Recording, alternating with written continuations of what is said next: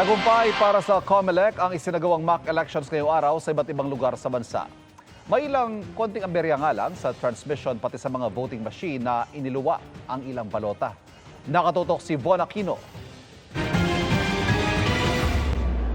Mula sa pagbubukas ng automated counting machine o ACM hanggang sa pagpapaboto, mabusising isinagawa ang mock elections sa isa sa mga national site nito ngayong araw sa Barangay Poblacion, Makati City. Ayon sa COMELEC, nasa 100 registered voters yung kanilang inimbitahan para sa mock elections dito sa Makati High School.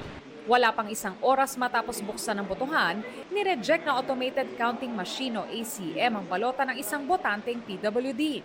Dahil hirap magsulat, naguhitan niya pati ang security marking sa gilid ng balota. It will go into our briefing of our people and of the election board and the assistants on the ground. Na pag makita na nahirapan sumulat, talagang sasabihin lang. May mga balota ring iniluwa ng makina pero tinanggap na punasan ng scanner nito. It probably must have been dirty from the transport. Baka mamaya mismong actual ng eleksyon, mangyari yung ganyan. Hindi pa rin natin masisiguro na mabibilang yung binoto ko. Sana mapalit, maayos pa rin. May mga natuwa rin naman. Yung mga pinagbibilugan ko, tama naman. Wala pala ako na ibotong House of Representatives. Talagang tama naman dahil wala akong ibinoto. Madali lang po. At saka tama po yung lumabas dun sa ballot sheet ko na binoto. Nang isarang botohan pasado alas 10 ng umaga, bahagyang nagkaproblema sa transmission ng election returns.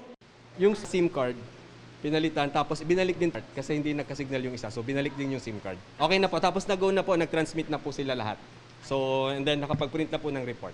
Ang mga resulta ng mock election sa Makati City, itinansmit sa City Board of Canvassers na nakapag-print na ng Certificate of Canvass of Votes bago magtanghali. It's to build public trust and confidence, identify technical issues, if any, simulation of the voting electoral process, and an assessment nga for ourselves for moving forward.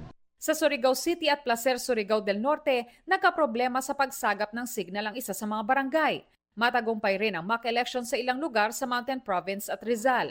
Ayon kay COMELEC Chairman George Garcia, 100% na nakumpleto ang transmission mula presinto hanggang municipal at city canvassing centers at iba't ibang server.